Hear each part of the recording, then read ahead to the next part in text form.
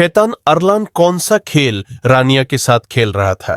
8 महीने पहले रानिया जब उस शानदार कोठी में नौकरी के लिए आई थी, तब उसने ख्वाब में भी नहीं सोचा था कि वह उस कोठी की मालकिन भी बन सकती है। दरअसल अखबार में 3 साल की एक बच्ची की देखभाल के लिए आया के लिए एक विज्ञापन छपा था। रानिया को काम की जरूरत थी, इसलिए वह आया कि नौकरी के लिए उस कोठी पर पहुंच गई थी जिसका पता अखबार में छपे विज्ञापन में दिया था। कोठी के गेट के पास बने केबिन में बैठे गार्ड ने रानिया को रोककर कहा, तुम्हारे आने की खबर मेम साहब को दे आता हूं, जब वह बुलाएंगी तब तुम अंदर चली जाना। रानिया केबिन में पड़े स्टूल पर बैठ गई थी। गार्ड खबर देने कोठी के अंदर चला गया था। रानिया को बच्चों की देखभाल करने का कोई तजुर्बा नहीं था, और तो और घर में भाई का जो बच्चा था उसे भी वह कम ही लेती थी। कुछ देर बाद कोठी से एक दूसरा गार्ड आया और उसने रानिया को अपने साथ मेमा साहब के कमरे तक पहुंचा दिया। रानिया कमरे में दाखिल हुई तो वहां बैठी महिला ने उसका मुस्कुराकर स्वागत किया। वह देखने में बीमार लग रही थी। दुबली पतली उस महिला के चेहरे की पीली रंगत, अंदर धसी बेनूर आंखें और पास की टेबल पर रखी दवाएं इस बात का सबूत थी। उस महिला ने रानिया से सर्टिफिकेट मांगे। सर्टिफिकेट देखने के बाद उसने कहा, मिस रानिया फारूकी, आपको बच्ची की देखरेख करने का तो कोई तजुर्बा है नहीं। इस समय आप जहां काम कर रही हैं वह कंपनी बहुत अच्छी है, नौकरी भी आपकी योग्यता के मुताबिक है। इसके बावजूद आप आया की नौकरी क्यों करना चाहती हैं रानिया? कुछ देर उसे खामोशी से देखती रही। उसके बाद सकुचाते हुए बोली, दरअसल मैडम, रिहाइश का मसला है। मेरे भाई मुल्क से बाहर है, भाभी भी उनके पास जाना चाहती है, पर वह मुझे अकेली छोड़ना नहीं चाहती। मेरी वजह से वह भाई के पास नहीं जा पा रही है। मैं उनके रास्ते की रुकावट बन रही हूं। अगर मुझे रहने की यहां मुनासिब जगह मिल गई तो भाभी भाई के पास चली जाएंगी। अगर मैं आपके पास रहूंगी तो उन दोनों को मेरी तरफ से कोई चिंता नहीं रहेगी। महिला कुछ सोचकर बोली, मेरा नाम सोनिया है, मेरे शौहर का नाम अरसलान है, हमारी 3 साल की बच्ची फिजा है। तुम कितने भाई बहन हो? हम 3 भाई बहन हैं। सबसे बड़ी बहन की शादी अम्मा अपनी मौत से पहले कर गई थी। उनसे 2 साल छोटे अजहर भाई हैं जो बाहर है। उनसे 5 साल छोटी मैं हूं। ठीक है, मैं तुम्हारी मजबूरी को देखते हुए तुम्हें नौकरी दे सकती हूं, पर मेरी एक शर्त है। कैसी शर्त मैडम? रानिया जल्दी से बोली, रानिया, तुम्हें एक बांड भरना होगा जिसके अनुसार 1 साल से पहले तुम नौकरी नहीं छोड़ सकोगी। अगर उससे पहले नौकरी छोड़ोगी तो तुम्हें 5 लाख रुपए भरने होंगे। तुम इस बारे में अच्छे से सोचकर कल मुझे जवाब देना। इस बीच चाय नाश्ता आ गया। सोनिया ने उसे चाय नाश्ता करने को कहा। चाय नाश्ता करके रानिया खड़ी होकर बोली, मैडम, कल मैं अपने सामान के साथ हाजिर हो जाऊंगी। अब मैं चलती हूं, वरना देर होने पर भाभी शक करेंगी। रानिया खड़ी ही हुई थी कि एक बेहद खूबसूरत मर्द एक बच्ची के साथ उस कमरे में दाखिल हुआ। रानिया ने एक नजर प्यारी सी बच्ची पर डाली। उसके बाद उसकी आंखें उस खूबसूरत मर्द पर जम गई। सोनिया ने उस आदमी का परिचय कराते हुए कहा, रानिया, यह मेरे शौहर अरसलान है और यह मेरी बच्ची फिजा। अरसलान, मैंने रानिया को अपनी बेटी की देखभाल के लिए रख लिया है। अरसलान ने उचटती सी नजर रानिया पर डाली। उसके बाद सोनिया से बोला, जैसा आपका दिल चाहे। सोनिया ने बच्ची से कहा, बेटा, यह आपकी आंटी है, अब ये आपके साथ रहेंगी खुश होकर। बच्ची ने रानिया का हाथ पकड़ लिया। आंटी, आप मेरे साथ रहेंगी ना? हाँ बेटा, अब मैं आपके ही साथ रहूंगी, कहकर रानिया ने उसे गोद में उठा लिया। सोनिया ने पति से कहा, अगर तुम गुलशन इकबाल की तरफ जा रहे हो तो रानिया को चौरंगी पर छोड़ देना, कोई बात नहीं, 2 मिनट लगेंगे, बस अरसलान ने अनमने ढंग से कहा। रानिया ने जल्दी से कहा, नहीं, मैं चली जाऊंगी। सोनिया ने कहा, नहीं, देर हो गई है, तुम्हें अरसलान छोड़ देंगे, फिर कल सवेरे तुम्हें आना भी तो है, घर रही कितनी दूर गया है। अरसलान ने कहा। कुछ देर में कार रानिया के घर के पास पहुंच गई तो वह उसका शुक्रिया अदा करके कार से उतरकर अपने घर चली गई। रानिया ने उससे भी अपने घर चलने को कहा था, पर वह फिर कभी आने की बात कहकर चला गया था। रानिया चहकती हुई अपने घर पहुंची तो भाभी का मूड ठीक नहीं था। वह तीखे स्वर में बोली, इतनी देर क्यों हुई रानिया? जल्दी से बोली भाभी। मैं एक नई नौकरी के इंटरव्यू के लिए गई थी। बहुत अच्छी जॉब है, सैलरी भी अच्छी है। मेरे वहां नौकरी करने से आपकी एक बड़ी समस्या हल हो जाएगी। भाभी ने उसे हैरानी से देखा तो वह जल्दी से बोली, हां भाभी, मुझे मिसेस सोनिया ने अपनी 3 साल की बच्ची की देखरेख के लिए रख लिया है। अच्छी सैलरी के साथ रिहाइश, खाना पीना सब फ्री है। वह 30 से 35 साल की बहुत अच्छी महिला है। बच्ची की देखरेख के लिए मुझे रखा है, लेकिन तुम्हें यह काम करने का कोई अनुभव नहीं है भाभी। बच्चे प्यार व खिदमत के भूखे होते हैं। मैं ये कर लूंगी। मुझे कल 10 बजे अपना सामान लेकर जाना है। मैं आपको वहां का पता वगैरह दे दूंगी। भाभी के रजामंद होने पर रानिया बेहद खुश हुई। अरसलान के साथ रहने के बारे में सोचकर ही रानिया का दिल धड़कने लगा। अरसलान की बातों से उसे लगा था कि अब सोनिया ज्यादा नहीं झेगी। उसने बीमार सोनिया की तो देखभाल की ही, साथ ही उसकी बेटी फिजा को भी बहुत प्यार दिया। करीब 8 महीने बाद सोनिया की मौत हो गई। इन 8 महीनों में सोनिया ने अरसलान की हर बात उसे बता दी थी। उसकी मौत से 3 दिन पहले की बात थी। उस दिन सोनिया की तबीयत ज्यादा खराब थी। रानिया सोनिया के पास ही थी। तभी एक नौकरानी ने कमरे में आकर कहा, रानिया बीबी, आपको साहब ड्राइंग रूम में बुला रहे हैं। रानिया ने एक नजर फिजा पर डाली। वह आराम से सो रही थी। वह ड्राइंग रूम में पहुंची तो वहां सोनिया की सहेली कंजा सोफे पर अरसलान से सटी बैठी थी। रानिया को उसका यह अंदाज बड़ा बुरा लगा। वहीं पर सोनिया के वकील भी मौजूद थे। वकील ने कहा, मिस रानिया, आप कल 11 बजे यहां हाजिर रहिएगा। मैं तो यही रहती हूं साहब, जब आप कहेंगी आ जाऊंगी। मुझे बताया गया था कि आज आप अपने घर चली जाएंगी। वकील साहब ने कहा। कंजा बीच में बोल पड़ी, दरअसल मैंने और अरसलान ने सोचा कि फिजा को जहनी सुकून के लिए मेरे घर, मेरे बच्चे और उसकी ट्रेंड आया के पास छोड़ दिया जाए, क्योंकि फिजा के दिलो दिमाग में सोनिया की मौत का असर पड़ सकता है। जब फिजा हमारे यहां चली जाएगी तो रानिया की यहां क्या जरूरत रहेगी। उसकी इस बात पर रानिया को गुस्सा आ गया। उसने तीखे स्वर में कहा, मेरे ख्याल से अभी घर में फिजा के बड़े मौजूद है। वे इस बारे में फैसला लेंगे। आपका ताल्लुक सिर्फ इतना है कि आप सोनिया मैम की सहेली है। मैं तो सोनिया की सहेली हूं, लेकिन तुम तो मुलाजिम के अलावा कुछ नहीं हो। रानिया ने तड़प कर अरसलान की ओर देखा कि वह उसका कुछ सपोर्ट करेगा, पर वह चुप बैठा था।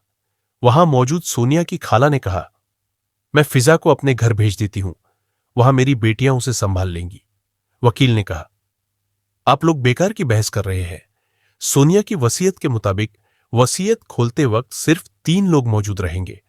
इनमें एक है मिस रानिया, इसलिए इनका यहां रहना जरूरी है। इसलिए यही बेहतर होगा कि फिजा उन्हीं के पास रहे। इतने दिनों से वही उसकी देखभाल कर रही है और इस वक्त इन्हीं की जरूरत भी है। क्यों अरसलान साहब, यह बात सही है ना? अरसलान ने अनमने ढंग से कहा। आप ठीक कह रहे हैं वकील साहब। कंजा ने बेकरार होकर उसकी तरफ देखा तो अरसलान ने धीरे से उसका हाथ दबा दिया। रानिया ने उठकर कहा, क्या अब मैं फिजा के पास जाऊं? हां, आप जाएं और आप यहीं रुकेंगी। बच्ची के पास वकील ने मजबूत लहजे में कहा, अड़ा रही है, पर मैं उसकी एक नहीं चलने दूंगी। वह बेवजह अरसलान पर डोरे डाल रही है। एक बार मेरी बेटी शीना इस घर में दुल्हन बनकर आ जाए तो मैं कंजा का पत्ता ही काट दूंगी। ऐसा हो गया तो तुम्हारी जॉब भी सेफ रहेगी। रानिया समझ गई कि सब लोग अपनी अपनी चाल चल रहे हैं। शीना शादी करके करोड़ों की मालकिन हो जाएगी। सोनिया की मौत हो गई। लाश घर में पड़ी थी और सभी लोग अपना अपना उल्लू सीधा करने में लगे थे। सोनिया की मौत के गम में रानिया कमरे में बैठी थी। तभी अरसलान की बड़ी बहन कमरे में आकर बोली, मैं चाहती हूं कि अरसलान कम से कम फिजा का ख्याल करते हुए उस बेशर्म औरत के चंगुल से निकल जाए। दौलत के पीछे भागना छोड़कर वह ऐसी लड़की से शादी करे जो फिजा को दिल से प्यार करे और बिखरा घर संभाले। मैं उससे तुम्हारा जिक्र जरूर करूंगी।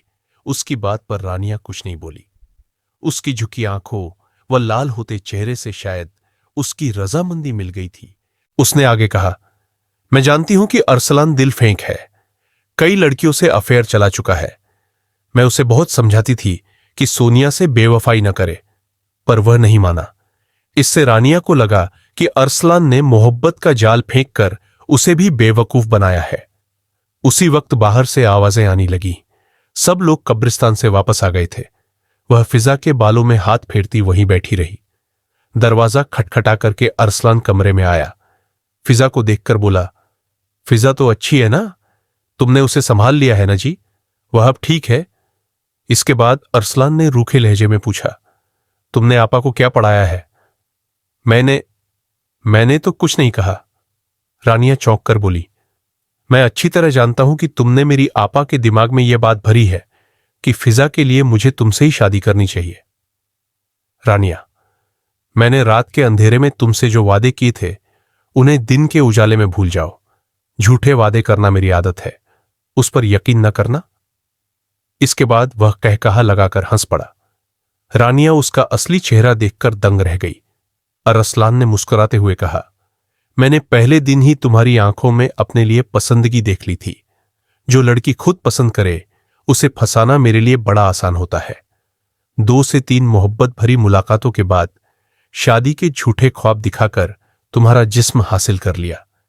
बस इतना ही मेरा मकसद था। रानिया का चेहरा गुस्से से लाल पड़ गया। वह तीखे स्वर में बोली, बिल्कुल उसी तरह जिस तरह तुमने रूही की नजर पहचानी थी, सोनिया की नजर पहचानी थी। अपने दोस्तों के जरिए रूही को अगवा करवाकर उसकी भी इज्जत लूट ली और उसके वापस आने पर ऐसी बेरुखी दिखाई कि उस मासूम ने मजबूर होकर खुदकशी कर ली। अरसलान की आंखों में हैरत थी। वह गुस्से से चीखा, यह क्या बकवास कर रही हो? यह कहानी तुम्हें सोनिया ने ही सुनाई होगी। तुम इसका कोई सबूत नहीं दे सकती। अब चुप हो जाओ और मैं कहता हूं कि तुम यहां रह सकती हो। हमारे रात के अंधेरे का ताल्लुक वैसा ही रहेगा या फिर खामोशी से 5 लाख रुपए लेकर यहां से निकल जाओ। पर अपनी जुबान बंद रखना। मैंने तुम्हें देवता समझा था, तुम तो शैतान निकले। तुम्हारी हर बात मानती रही, यहां तक कि अपनी इज्जत भी गंवा दी और उसका तुम ये बदला दे रहे हो मुझे। मैं तुमसे शादी क्यों करूं? जरा अक्ल से सोचो। तुम्हारे पास देने को अब बचा ही क्या है? यह कहकर वह कमरे से बाहर निकल गया। रानिया रो पड़ी। एक आवारा आदमी के पीछे उसने अपना सब कुछ लुटा दिया। उसका दिल चाहा खुदकुशी करके मर जाए। तभी उसने सोचा कि अगर वह मर गई तो फिजा एकदम अकेली व बेसहारा हो जाएगी। उसे सही मायनों में फिजा से मोहब्बत हो गई थी। वह कुछ देर सोचती रही। उसके बाद उसने एक फैसला लिया और बात करने कमरे से बाहर निकली। किचन के पास उसे अरसलान मिल गया। उसने उसे देखते ही कहा, अरसलान, मैंने फैसला कर लिया है कि मैं तुम्हारी जिंदगी से निकल जाऊंगी, पर तुम फिजा को मुझे दे दो। यह क्या बकवास है? वह उलझ कर बोला, यह बकवास नहीं है।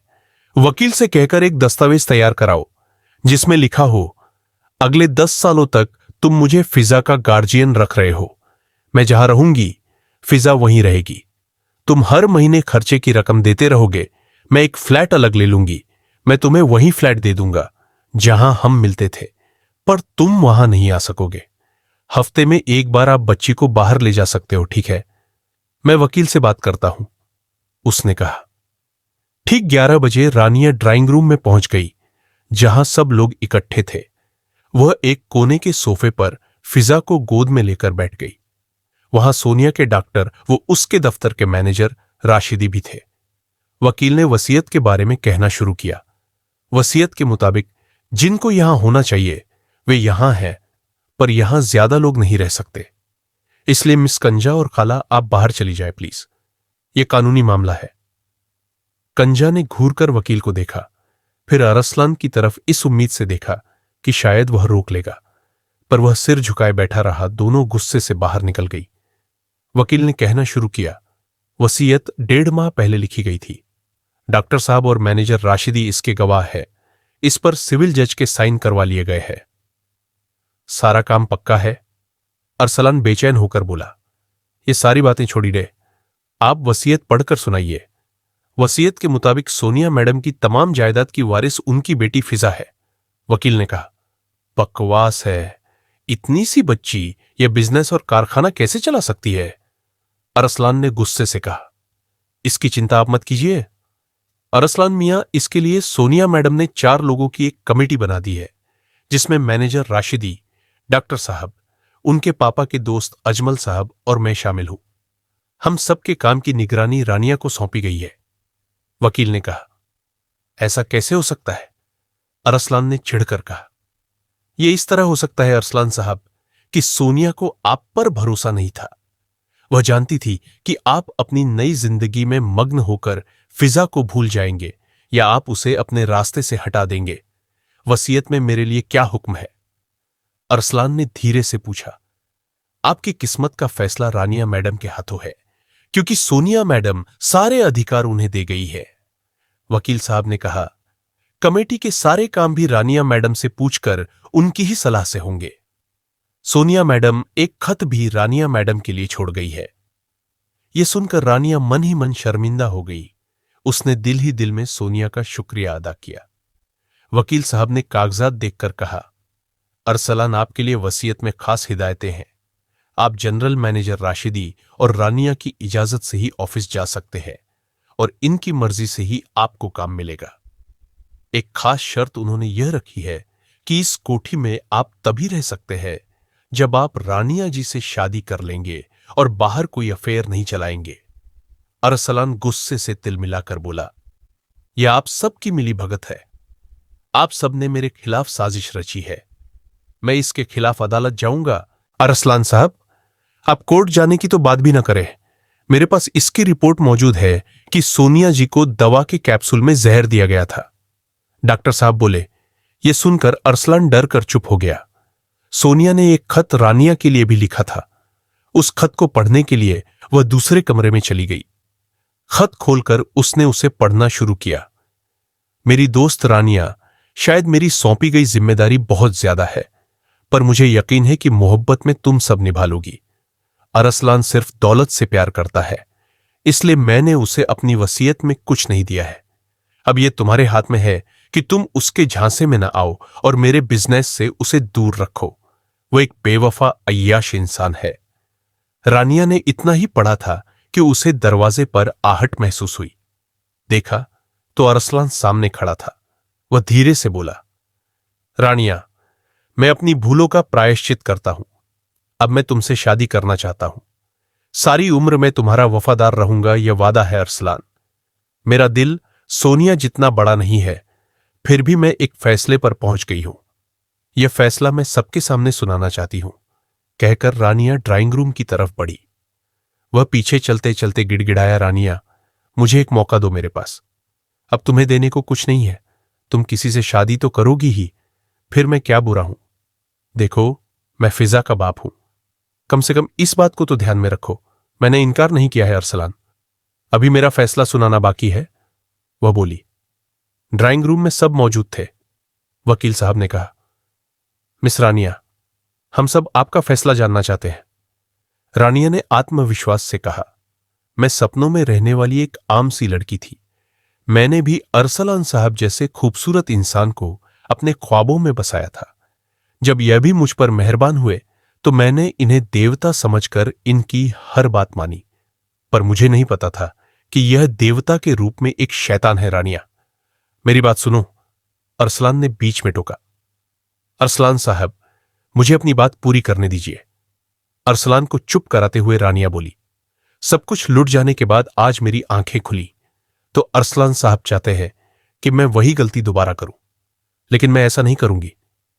मेरी मंजिल फिजा की अच्छी देखभाल और बेहतरीन परवरिश है। रानिया का फैसला सुनकर अरसलान का चेहरा लटक गया। उसने आगे कहा। अरसलान साहब, हर सूरत में आप आज शाम 5 बजे से पहले यह घर छोड़ देंगे, और जब तक आप घर नहीं छोड़ेंगे ये तमाम लोग यहीं रहेंगे। फिजा की गार्जियन होने के नाते उसकी हिफाजत के लिए यह मैं जरूरी समझती हूं। अरसलान एकदम से उठ खड़ा हुआ और गुस्से से बोला। यह मेरा घर है, मुझे यहां से कोई नहीं निकाल सकता, और तेरी तो औकात ही क्या है। रानिया ने वकील की तरफ देखकर कहा। वकील साहब, इन्हें बताइए कि जब तक फिजा बालिग नहीं हो जाती तब तक इस घर की मालिक मैं हूं और उसकी भलाई और हिफाजत के लिए मेरा यह फैसला जरूरी है। वकील ने सख्त लहजे में कहा। अरसलान साहब, आप वसीयत लागू करवाने में जरा सी भी अड़चन डालेंगे तो हम पुलिस व कोर्ट की मदद लेंगे। फिर आपका क्या अंजाम होगा, आप समझ सकते हैं। अरसलान बैठ गया। रानिया ने कागजात देखते हुए कहा, अरसलान साहब, आप अपने साथ अपनी जरूरत की चीजें ले जा सकते हैं। अगर आप इसी शहर में रहना चाहते हैं तो मैनेजर राशिदी आपको हर महीने 10,000 रुपए देंगे, और अगर आप दुबई वाले ऑफिस में काम करना चाहते हैं तो हर माह आपको तनख्वाह 4,000 दरहम मिलेगी। रहने का इंतजाम ऑफिस की तरफ से होगा। यह आपकी मर्जी है, जहां आप जाना चाहें। अरसलान के चेहरे पर मुर्दनी छा गई। उसने मरी सी आवाज में कहा, मैं दुबई के ऑफिस जाना चाहूंगा राशिदी साहब। आप अरसलान साहब को दुबई भिजवाने का इंतजाम करा दीजिए। इन्हें खर्च वगैरह दे दीजिएगा। मैं काम से बाहर जा रही हूं, 5 बजे तक आ जाऊंगी। तब तक घर साफ हो जाना चाहिए, रानिया ने मजबूत लहजे में कहकर फिजा को गोद में लिया और बाहर निकल गई। राशिदी उसे बाहर तक छोड़ने आए। चलते चलते उन्होंने कहा, मैडम, यह अच्छा हुआ कि वह दुबई जा रहा है। वहां का जीएम बहुत तेज है। वह उसे सही तरीके से हैंडल करेगा और हमारी भी परेशानी खत्म हो गई। हां राशिदी साहब, सोनिया जी ने जो कुछ किया बहुत सोच समझ कर किया। अगर वह यहीं रहता तो दिमाग पर एक बोझ सा रहता। रानिया ने गाड़ी में बैठते हुए ड्राइवर से कहा, कब्रिस्तान चलो। राशिदी ने सोचा कि सोनिया के पास जाकर उसके एहसानों का शुक्रिया अदा करेंगी। कब्रिस्तान में सोनिया की कब्र के पास बैठकर रानिया ने कहा था कि अब वह ख्वाबों की दुनिया से निकलकर हकीकत की जमीन पर खड़ी है। वह फिजा की पूरे दिल से देखभाल व परवरिश करेगी, उसे मां का प्यार देगी, कभी पीछे मुड़कर मोहब्बत की तरफ नहीं देखेगी, कभी कोई शिकायत का मौका नहीं देगी। यही उसका मरहुमा सोनिया से वादा था